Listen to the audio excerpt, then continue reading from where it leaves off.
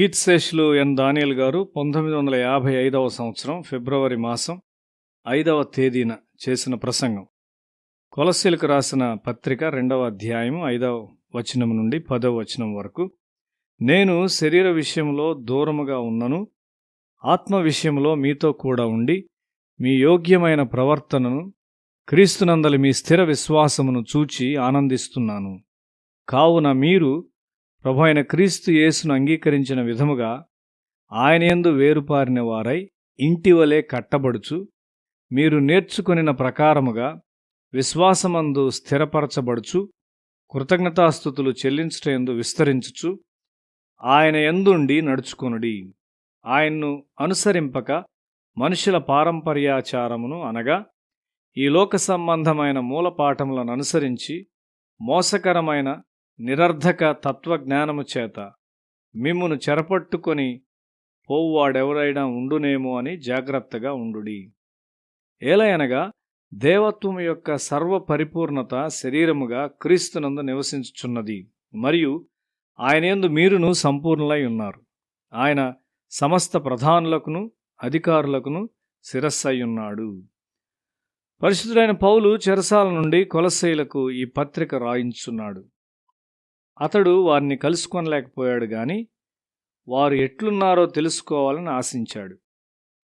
ఒకడు కళను నేర్చుకున్నప్పుడు లేక వ్యాపారము చేయనప్పుడు దాన్ని శ్రేష్టమైనదిగా చేయాలని ఆశిస్తాడు. అదే విధముగా పౌలు కూడా ఆత్మీయ విషయంలో శ్రేష్టత ఆశించాడు.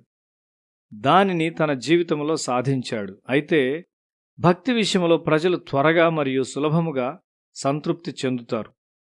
నీ ఆత్మీయ జీవితమును ఉన్నతమైనదిగా వృద్ధి చేసుకొనపోయినట్లయితే నీకంటే ఎక్కువ ఆత్మీయ అవసరత గలవారి అవసరతలు నీవు తీర్చలేవు. ఒక లోతైన స్వస్థత మరియు లోతైన బోధ నీ ద్వారా నీవు చూడలేవు.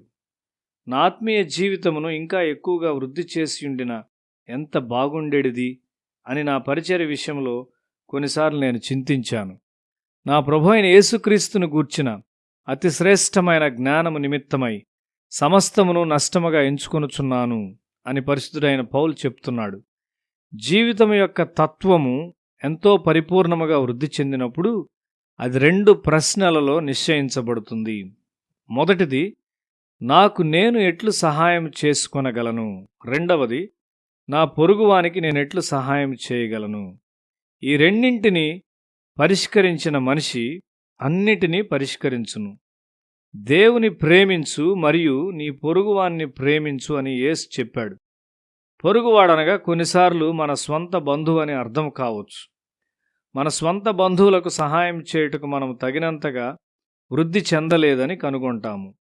మనము కొంతకాలం తరువాత ఒక సంఘమునకు వెళ్ళినప్పుడు దానిలోని వృద్ధిని లేక కొరతను గ్రహిస్తాం.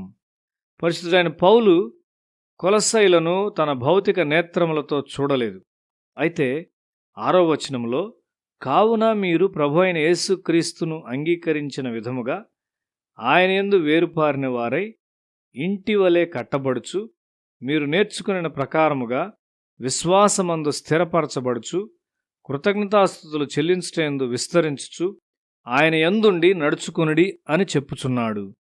భౌతికముగా ఇతరుల మధ్య నీవు లేకపోయినప్పటికీ వారికి ఏమి జరుగుచున్నదో గ్రహించగలుగునది ఆత్మ యొక్క శక్తులలో ఒకటై ఉన్నది. పరిశుద్ధుడైన పౌలు చెరసాల్లో వేయబడినాడు గాని అతని ఆత్మను ఎవరు బంధించగలరు? అతడు ఆత్మలో కొలస్సీలను సందర్శించున్నాడు. చాలామంది ప్రజలు దీన్ని గ్రహించలేని వారుగా లేక నమ్మలేని వారుగా ఉన్నారు, కానీ కొంతమంది మాత్రమే దీన్ని గ్రహించగలరు. పరిశుద్ధుడైన పౌలు ఆత్మలో అక్కడికి వెళ్ళాడు. జరుగుచున్న దాన్ని అంతటినీ చూచాడు. నేను పరిశుద్ధుడైన పౌలు విషయం చూచినప్పుడు నేను కూడా అదే విధముగా వెళ్ళి యేసు పాదముల చెంత నేర్చుకొనుటకు ఎక్కువ సమయం గడిపినట్లయితే బాగ్గా నుండెడదని భావించెడి వాడను. తన యొద్దకు వచ్చు వారెవరైనా వారి అవసరతలను పరిశుద్ధుడైన పౌలు ఎన్నడూ ఎదుర్కొనలేని వానిగా లేడు. నీకు నీవు సహాయం చేసుకొనలేనప్పుడు ఇతరులకు ఏ విధముగా సహాయం చేయగలవు? సంతృప్తి కలిగి ఉండవద్దని నేను హెచ్చరించున్నాను గాని ముందుకు సాగవలసి ఉన్నాము.